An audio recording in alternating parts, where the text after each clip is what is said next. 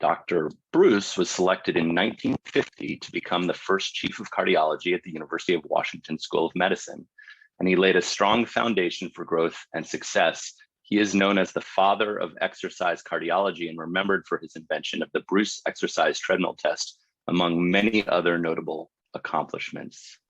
The Laughlin family should know that the standard Bruce protocol is a term used by thousands of healthcare providers around the world every single day.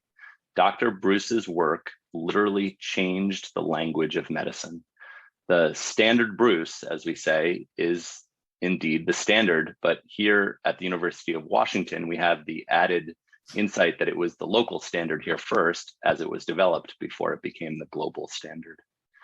Each year, John Laughlin and his family participate in the graduation of our fellows and celebrate the incoming and outgoing Bruce Laughlin Fellow, and we are grateful for their ongoing support and their presence with us today. Hi, John. I see you there in the audience, and thank you again for your important contributions to the Division of Cardiology and Scientific Research, and thank you to your family, and thank you for joining us. And again, we're looking forward to seeing you all in real life soon. So on to our presentation. Dr. Shaquille is finishing her year as the Bruce Laughlin Research Fellow. She received a degree in biology from Reed College, completed her medical degree at Albert Einstein College of Medicine, and was an intern and resident in internal medicine at the University of California, San Francisco, before coming to the University of Washington, where she will be completing her cardiology fellowship this year, where she is as part of that track. In fact, for the past year and for the coming year, she is a postdoctoral fellow and is supported on the division's T32 training grant, working with my research group at the Institute for Health Metrics and Evaluation, where she is focusing on cardiometabolic risk and global health. Her talk is titled Reframing Global Atherosclerotic Cardiovascular Risk, the Case for Novel Risk Markers. Satay, the floor is yours. Thanks so much, Greg, for that introduction. And thank you, everyone, for having me this morning. I'm really looking forward to talking to you guys about my research this year. So I have no disclosures. And I also want to take a moment just to say thank you to the Laughlin family for your ongoing support of research trainees. We had a really nice conversation last night, and it was great to meet you, and I hope that you enjoy this talk. So my learning objectives for today are to list 3 reasons global atherosclerotic cardiovascular risk is central to understanding cardiovascular disease trajectories around the world, to outline 2 limitations of applying current paradigms of cardiovascular risk in resource-limited settings, to describe the heterogeneity of information about cardiovascular risk in resource-limited settings with Sub-Saharan Africa as a case study, and to name 3 emerging risk markers suited to understanding the burden of atherosclerosis in resource-limited settings. And I'll also put an outline of our talk as a roadmap up in the corner throughout. So I'd like to start by rethinking risk. I think as cardiologists, we often think of this as the domain of primary care practitioners, but I do think it's worth questioning some of our assumptions about atherosclerotic risk overall. So I do think we have some inherent assumptions that atherosclerosis is the result of urbanization and a Western diet and lifestyle habits, and that in locations of the world where modernization has not yet caught up, we project that the burden of ischemic heart disease and other atherosclerotic complications is low, and that's just an assumption. But that implies that we believe that the relative risk relationship between traditional risk factors and ASCVD outcomes are equivalent globally, and I'm hoping to challenge that assumption today, because the data about atherosclerotic event risk is largely derived from the high-income world. And in the absence of data in resource-constrained regions, is it really fair to assume that we can apply the same risk frameworks from high-income settings? And thirdly, I'd like to think about our role as cardiologists in this risk framework. We are mostly involved in the secondary prevention of atherosclerotic events in individuals who've already demonstrated that they're capable of having a first event. And I'd like to reframe our role as individuals who think about subclinical atherosclerosis with this talk.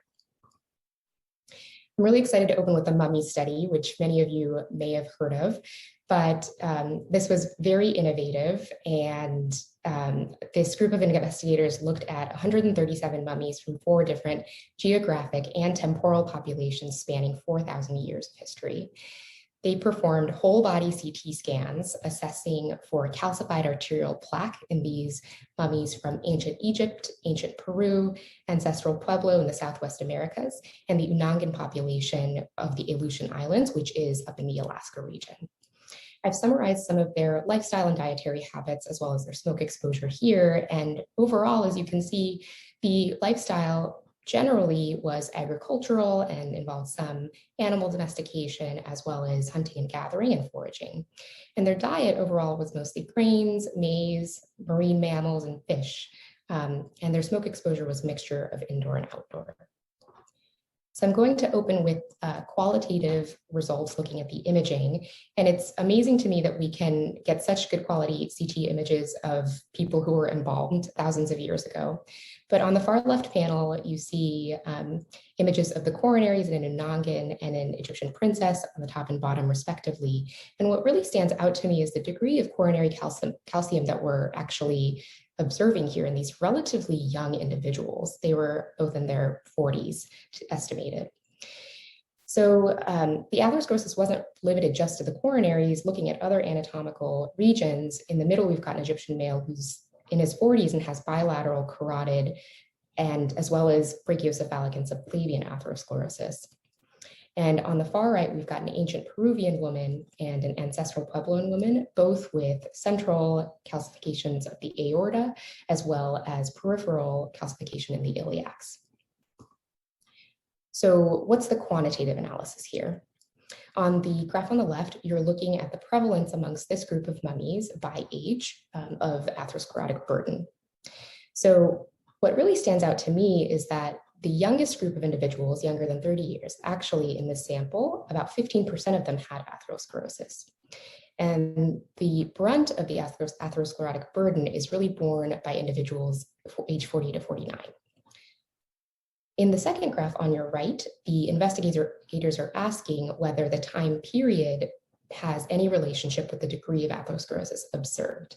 So on the left three bars is the before the Common Era mummies who are older, and on the right, we see mummies that were living in the Common Era.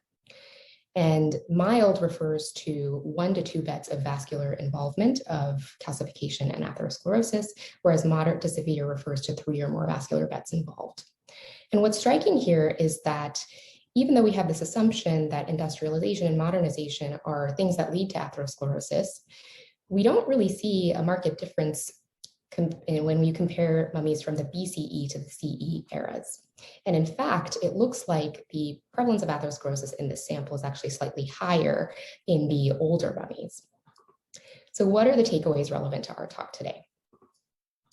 Despite the relatively young age and clean lifestyles, we could say, of these mummies, there's evidence of atherosclerosis early in life, which seems to imply that if we looked for atherosclerosis in less urbanized or modernized area today, we would probably find it. But I don't think that comes as a surprise to any of us. I think we all realize that atherosclerosis starts as a fatty streak in our adolescent and teenage years and progresses over time before it becomes a plaque rupture event. The more interesting question, I think, is, does all atherosclerosis lead to ASCVD events at the same rate as in high income and industrialized regions, which is the inherent assumption that I laid out at the beginning of the talk. And I'm hoping to convince you that this is a question that we don't know the answer to, and that is really worth investigating. So I think this talk also merits a talk about reframing of prevention as well. How do we think about prevention? Again, mostly the domain at this time of primary care providers, but we have clinical guidelines that impose thresholds on risk factor levels in order for us to make decisions about who gets a statin or who gets antihypertensive treatment. But we know that the association of risk factors with cardiovascular disease is continuous across all levels of risk. People don't suddenly develop atherosclerosis at an LDL of 160 or systolic blood pressure of 140. So I really think we need to reframe our discussion as this evolution of subclinical atherosclerosis and think about the myocardial and vascular changes that precede the development of actual clinical events. So what are the prevention frameworks that we're working with? And I'm going to start with our role as cardiologists. So secondary prevention obviously refers to intensive therapy to prevent recurrent atherosclerotic events. And there are metrics to measure this and risk calculators. Admittedly, I don't see these really in practice because I think we all feel that if someone's demonstrated that they're capable of having one event, they have bought themselves the most aggressive therapy to prevent recurrent ones. Primary prevention, I think we're all familiar with, is the idea of treating risk factors to prevent atherosclerotic events. And there's a huge body of literature about the relative risks and relative benefits and limitations of these calculators. And I'll be dipping my toe into a little bit of that today. And there's one more framework that I want to draw your attention to, which is in the literature and perhaps is not really caught on in practice as of yet, called primordial prevention. And this refers to avoiding the development of cardiovascular risk factors in the first place. And there is a metric, which I'm sure many of you are familiar with, of ideal cardiovascular health, which is a measure of primordial risk. So ideal cardiovascular health includes 7 well-established risk factors and assigns a score of ideal, intermediate, or poor, with a higher score implying higher cardiovascular health. Although this is not necessarily a risk prediction tool, it's been well validated to correlate with reductions in risk of stroke and circulatory mortality. This is a big table, and I promise not to read you every row of it, but I think it's worth taking a moment to talk about how we currently estimate atherosclerotic risk in individuals. So here I've wrangled up the most common risk factor scoring systems that are in use today. And you'll see the ACC-AHA pooled cohort equations at the very bottom. And my goal here is to point out that the key variables excluded in every single one of these risk calculators include things that have really strong established relationships with incident cardiovascular disease. The endpoints also are rather heterogeneous. Many of these calculators look only at coronary outcomes, and only the score risk in Europe in that middle row looks at all types of cardiovascular death. And only the Framingham general CVD risk score looks at other extracardiac sources of atherosclerotic events like intermittent claudication. But I think the punchline here is looking at the far right column of the derivation cohort. All but the pooled cohort equations at the bottom are derived largely from a Caucasian population and relatively homogeneous. And the pooled cohort equations do include African Americans, but given that those are drawn from 4 large longitudinal studies in the United States that did include other racial and ethnic groups, it's kind of striking that we don't have risk prediction for groups other than Caucasians and African Americans. So how do we arrive at this framework of assessing cardiovascular risk? And I would argue that up to this point, we've been studying a convenience sample of individuals. There have been large populations that have been systematically excluded from the study of medicine, and this is especially true for cardiology. And I would argue that by expanding inquiry to different populations around the world, we can advance the understanding of the natural history of atherosclerosis and in turn, potentially identify novel risk enhancers or even attenuators. So there's a large body of literature globally on why current ASCVD frameworks developed in high-income regions are not globally generalizable, and I will just show you one example here. So this is a study of about 1,000 patients who had an MI across a broad range of years in India, and the investigators simply applied 6 of the most common risk frameworks to this cohort, who theoretically should have near 100% risk calculated of ASCVD events, given that they just had one. But what's interesting here is that the best performing calculator is actually the Framingham risk score on the far left, and it only succeeded at identifying about 52% of high-risk individuals, and that's the dark gray. And you can see that the other risk scores don't perform as well as that. And what's really striking to me is the WHO calculator on the far right, which only succeeded at identifying 16% of individuals. I'm not sure how many of you are familiar with the WHO ASCVD risk scoring system, but that is one of the few calculators that is actually calibrated specifically to regions. So each WHO region has a specific calculator specific to Southeast Asia or Sub-Saharan Africa, et cetera. And despite that, despite the attempt to make it context specific, it was actually the calculator that performed the least well. So what do we take away from this? I take away that the relative effects of risk factors may differ by geographic and sociocultural context. And I'll take a moment here to also note that these calculators have also been studied in populations in the United States, and they also don't perform well domestically. And I think it's also worth noting that additions to better refined risk assessment are often only feasible in well-resourced settings. I'm thinking particularly of the addition of coronary calcium scoring for intermediate risk individuals to the 2019 ACC-AHA guidelines. That's an intervention that works really well in order to guide statin therapy in places where there are CT scanners available, but in places that don't have access readily to imaging, we need to think outside of the box. So what potential risk factors are not captured by our current frameworks? So I've put together a list of quote unquote non-traditional risk factors here, and I've divided them into established versus hypothesized. And you'll note that the established non-traditional risk factors are largely much more relevant to the developing world and not as much to us in the high income regions. Indoor smoke and household air pollution is a strong and demonstrated risk factor for all types of disease, but especially cardiovascular disease and ischemic heart disease and stroke. But of course, this is largely a problem in the developing world, where as many as half of individuals continue to cook indoors using solid fuels that release a lot of particulate matter tied very clearly to inflammation and subsequent atherosclerosis. Another risk factor that is much more prevalent in the developing world is early life course starvation or malnourishment. And this is obviously very difficult to study, but I'm going to share a study with you today of one natural experiment. And I will also note here that I think early life course malnutrition is still pertinent in many parts of the underserved United States today.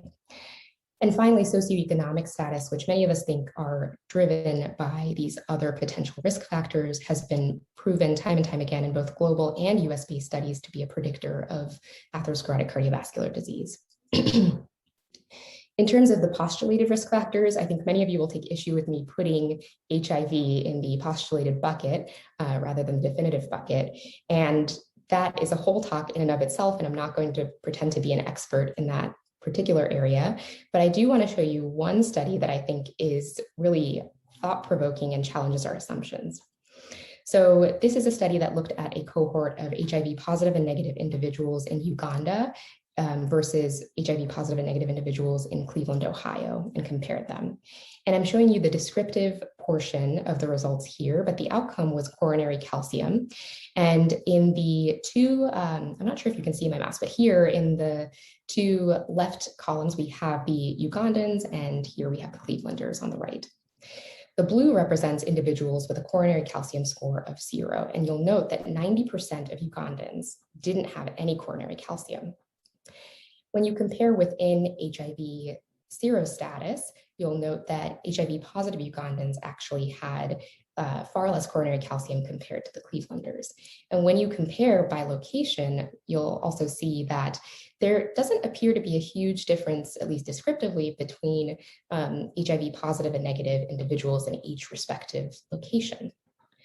And one thing I think is worth noting is that the group with the highest burden of traditional cardiometabolic risk factors in the study was the HIV negative group in Uganda. They had about 20% prevalence of diabetes, hypertension, and obesity, and yet their coronary calcium was the lowest amongst all the groups.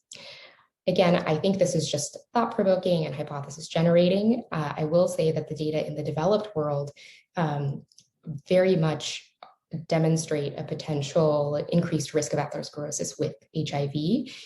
But I want to raise the question of HIV being a differential risk factor or risk modifier in different parts of the world.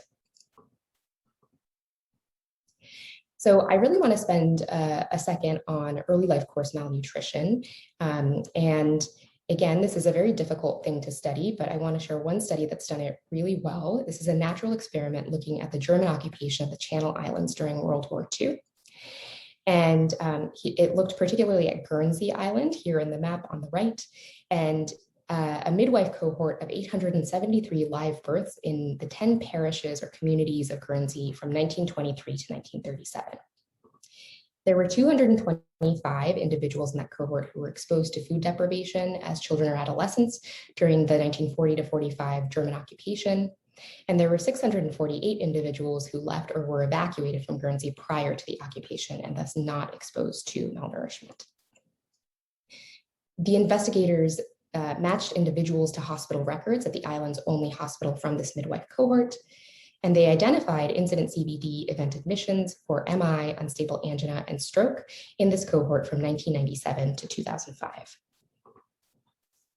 So what I'm showing you here are the results of the Cox proportional hazards model with incident CVD as the outcome and World War II occupation as the exposure, which is a surrogate for food deprivation.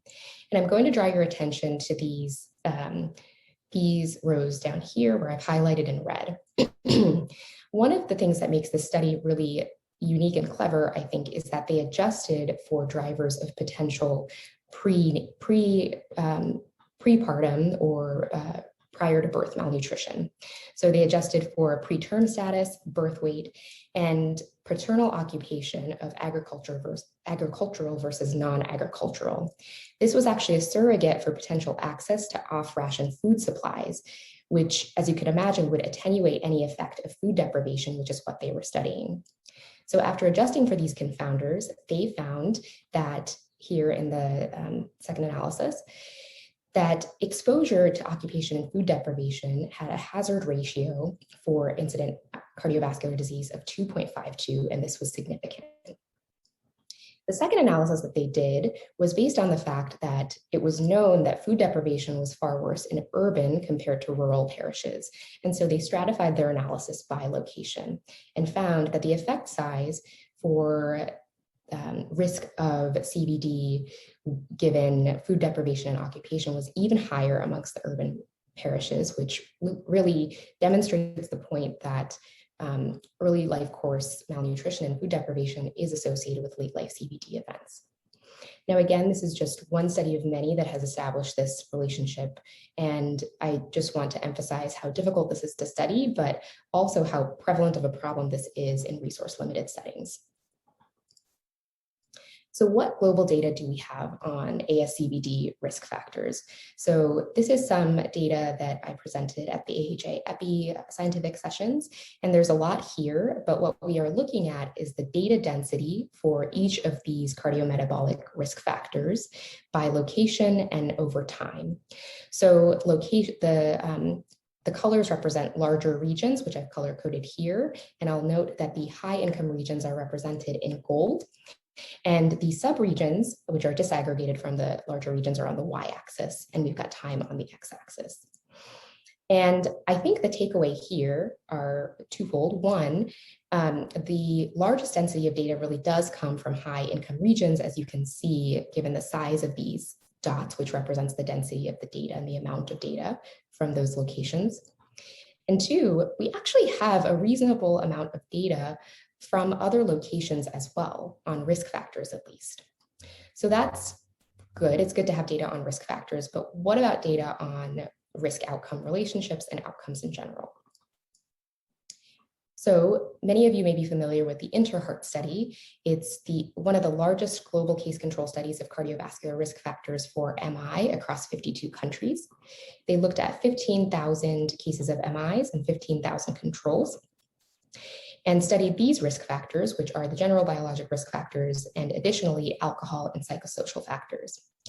And the investigators found that these 9 risk factors accounted for over 90% of the population level attributable risk for myocardial infarction.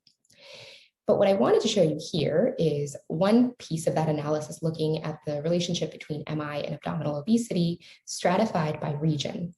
And we've got the overall effect size in the study up here, and 2 things I wanted to point out. One is that overall, the direction of the effect is clearly demonstrating that abdominal obesity is a risk factor for acute MI.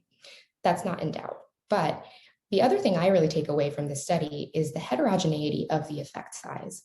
For example, in China and Hong Kong over here, the odds ratio is 1.3, whereas in other parts of the world, like North America or Western Europe, the odds ratio is upwards of 4. So we may know the direction of the effect of many of these biologically validated risk factors, but the magnitude, I would argue, does matter when you're thinking about how to allocate resources in resource-limited settings. And it's possible that the magnitude of the effect really does vary by risk factor and by region. So what about outcomes? So the PURE study looked at cardiovascular risk and events in 17 countries at various levels of income. They applied the Inter-Heart Risk Score, validated from the study that I just showed you, to 150,000 individuals from the countries I've shown you in the right. And those individuals were followed for 4 years for ASCVD events. What I'm showing you here is the mean inter-heart risk score on the y-axis, with a higher score indicating a higher burden of risk factors, stratified by income level of the country, as well as urban and rural areas. And what's interesting to me here is that the high income countries clearly appear to have a higher burden of risk factors, and the low income countries the lowest. But when we look at the analysis by the outcomes and the incidence of cardiovascular disease events, we find that this trend is actually completely reversed for major cardiovascular disease and for fatal cardiovascular disease, in that the low-income countries, here represented by gold, now have the highest burden of incident major cardiovascular events compared to the high-income countries, and same for fatal cardiovascular disease, despite the fact that low-income countries actually had a lower burden of risk factors. So this suggests to me that there are potential risk factors that are unaccounted for in low-income regions that are not factoring into these risk calculations. Which leads to the question, do we really understand the risk-outcome relationship for ASCVD events globally, or do we just understand it in a subset of the high-income population? So what tools do we need to better understand the risk-outcome relationship in resource-limited settings? And I'd like to use Sub-Saharan Africa as a case study. Many of you know that's where I've done quite a bit of clinical work. And I think another reason to think about this region is that it really represents the extreme of what's most different from populations that have been studied in the high-income world. In addition, there are no population-based or longitudinal cohort studies of subclinical or clinical atherosclerosis, except those that are underway in special populations like HIV-positive individuals. And I think we all know that this field historically in this region in particular has been dominated by the infectious disease discipline. But I would challenge all of us to think about how we as cardiologists can learn from other disciplines about how to conduct impactful research in these settings. As the communicable burden of diseases becomes addressed, as the burden of malaria and tuberculosis and HIV recedes in these regions, people are going to live longer, and presumably applying the risk frameworks that we currently have, they're going to age into atherosclerotic cardiovascular disease. And I think as cardiologists, we should have a role in thinking about how to address that. Okay, so what about Sub-Saharan Africa? What do we know about the risks and outcomes there? Inter-Heart Africa is a sub-study of the Inter-Heart study that I showed you earlier. So they looked at a sub-analysis of the data from 9 Sub-Saharan African countries using the same case control design. And their goal here was to compare the risks in Africa with the overall Inter-Heart study, which was global, and also compare risk outcome relationships within African subgroups, including Blacks, Africans of color, and European Africans. There was a lot of data in the study, and I'm only showing you a couple of panels, but first, I want to draw your attention to this risk factor up here of current smoking. And you'll note that in the overall Inter-Heart study, it is clearly a risk factor with an odds ratio of 3 for MI compared with individuals who do not smoke. And in the overall African population, this relationship is also pretty similar. But you'll note that for Black Africans, there's actually no relationship between smoking and incident MI. So the odds ratio here is 1.14, and the confidence interval crosses 1. Similarly, for hypertension, the overall Inter-Heart study assigns an odds ratio of 2.4, But in the overall African population, and Black Africans in particular, the effect size is much stronger. This mirrors and both challenges the interheart results that I showed you earlier about the differential magnitude of effect in some of these regions, but also tells us that there's a lot of heterogeneity, and perhaps the case control design isn't telling us the full story. I'm really excited to share with you some of my preliminary data. So this is the my analysis of the WHO STEPS non-communicable disease survey, which has really revolutionized data collection in the developing world.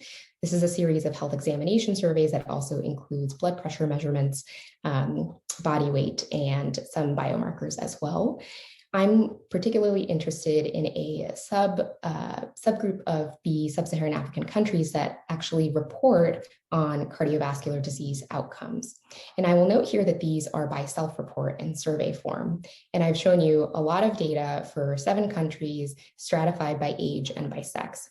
But I think the takeaway here is that the prevalence of at least self-reported cardiovascular disease outcomes in these populations is approaching 15 to 20% among some of the older age groups. And for your reference, the prevalence of cardiovascular disease, including CAD and stroke in the US in 2017 was around 10%. So this does challenge the assumption of the lack of ischemic or atherosclerotic disease in regions such as these, and really highlights the need for more study of these populations. So here I'm showing you an adjusted model with self-reported cardiovascular disease outcomes as the outcome, and adjusted for sex, age, and looking at these risk factors, BMI, diabetes, hypertension, and smoking. So again, a lot of data from several countries, and I think the 2 takeaways that really strike me from this analysis are the fact that age does not seem to be a strong predictor in some countries. And we know, or we think we know, based on data in high income regions, that age is one of the most steadfast and strongest predictors of incident cardiovascular disease. And the open circles here represent non-significant results, while the filled represent significant results. But in Kenya and in Uganda, there doesn't appear to be any relationship with age and incident cardiovascular disease. Similarly, when we look at the risk factors, other than hypertension, there really doesn't appear to be any sort of consistent effect of the risk factors on incident self-reported cardiovascular disease. So rather than making any clinical decisions or population health intervention decisions based on this, what this really tells me is that we need studies specifically designed to assess atherosclerotic cardiovascular disease outcomes in these regions. As I mentioned before, we really don't have longitudinal studies looking at this, and looking at a survey sample where outcomes are based on self-report and not formally adjudicated really opens up to a lot of recall bias. There are issues with translation, as each of these studies is conducted in the native language of the surveyant. So it brings up a lot of issues that I think argues for investment in research studies specifically designed to address the risk-outcome relationship in Sub-Saharan Africa. Okay, so I've given you a lot of data. So what's my pitch here? I think we're all familiar with this relationship of risk factors to clinical ASCVD outcomes, and a pit stop along the way is subclinical atherosclerosis. That's, I think, widely accepted. But I think there are risk markers that we can look for along the way. So risk factors obviously include both non-traditional and traditional ones. And what about risk markers? So in the developed world, here in the bottom, the established risk markers include things like coronary calcium scoring or CT coronary angiography, as well as functional testing and invasive angiography. But those modalities are not really available in the developing world. So I would argue that we need to think about low-cost, scalable, and easily implementable risk markers that we can use to investigate the burden of risk in these settings. And in particular, I want to draw your attention to carotid intima media thickness, ankle brachial index, and strain. So where do I see the gaps in knowledge in this framework? Well, I think, first of all, one of the issues with our current knowledge base about the risk outcome relationship is, as I showed you earlier, we don't always discriminate between the different ASCVD outcomes. But what if the burden and the risk attribution is different for each of these outcomes in different regions? And that's something that would be helpful to know. What about unknown or novel risk factors or unknown or novel risk markers? Again, I think this is new information that will emerge as we invest in these types of studies. So ultimately, what do I want to know? I want to know the relative risk between risk factors and risk markers of subclinical atherosclerosis in resource-limited settings, and more importantly, the relationship between those risk markers and ultimate ASCVD outcomes. And that implies that there's a causal mechanism between the risk markers and the outcomes that is going to be really important in understanding which atherosclerosis actually progresses to plaque rupture. And are there different strains of atherosclerosis in different parts of the world? I think these are really interesting questions. And this piece of it, I think, will take many, many years, decades to answer, because ideally we would have longitudinal cohort studies in these types of settings. But in the interim, we still need to make treatment and population health intervention decisions, and we can leverage the relationship between risk factors and subclinical markers of atherosclerosis in order to identify high-risk individuals in these locations. So what is the data on novel and emerging risk markers in Sub-Saharan Africa? So there's a lot of data on carotid and intima media thickness, including several studies in mixed cohorts of HIV positive and negative individuals. And studies have shown that poor ideal cardiovascular health score is associated with an increase in CIMT. And interestingly, this association was actually stronger among HIV negative individuals. Ankle brachial index actually has not been studied as much, but there are a couple of cohorts, and the distribution of abnormal ABI has been shown to be similar to that in developed regions. Similarly, abnormal ABI has been associated in the Democratic Republic of Congo with increased 2-year all-cause mortality. Finally, and this is where I think cardiologists really have a role, for global longitudinal strain, which I proposed as an emerging or novel risk marker in the developing world, there are really no studies in resource-limited settings. But there is one study in the United States in the ERIC cohort, and I'm going to show you the results very briefly here. Oh, I apologize for that block. But what we're looking at is ideal cardiovascular health on the y-axis and age on the x-axis. And each of these lines represents a trajectory of ideal cardiovascular health. And on the bottom here, we're looking at the same color scheme for global longitudinal strain measured by echo. And I think the takeaway here is the fact that in this maroon bar here, the global longitudinal strain, if you go back up here, these are individuals who started with a subpar to intermediate ideal cardiovascular health score and had a moderate improvement. And you see that strain in these individuals is comparable to people who actually started at a perfect ideal health score and had a mild decline. I think this is really compelling evidence as for using strain as a novel risk marker. And as we all know, echo is a relatively cheap and scalable technology, and it really doesn't take anything extra to add strain to our analyses in these resource-limited settings. Okay, so I've given you a lot of data about risk and outcomes and the risk-outcome relationship, but that type of data takes years to collect and understand and scale. And what are we working on in the interim, because we still need to make treatment decisions in places like Sub-Saharan Africa. So I want to present to you some preliminary data from a collaborating group in Malawi on hypertension in 2 rural and urban communities.